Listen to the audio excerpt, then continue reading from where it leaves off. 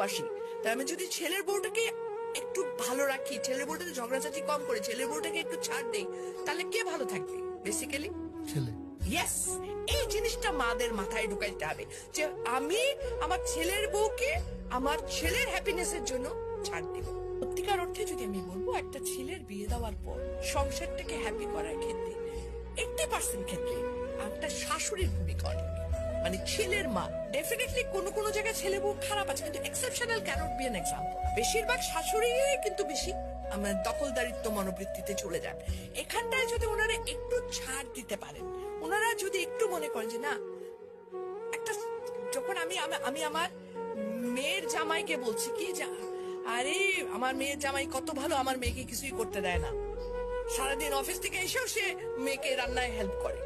আর ছেলের ব্যাপার হলে তখন আমরা বলতো কি ছেলের বউ একে সারাদিন ঘুমায় থাকে, আমার পোলা আসে রান্না করে খাওয়ায়।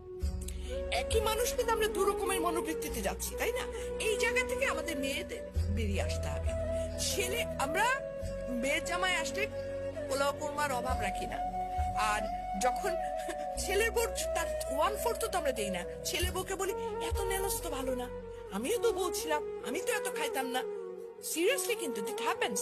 কিন্তু মেয়ের জামার জন্য পোলাও কোরমা করতে যদি টাকা না থাকে, আমি ঋণ করে নিয়ে এসো খাওয়াবো। রিজনটা কি? রিজনটা আমি চাই, আমি যদি আমার ছেলে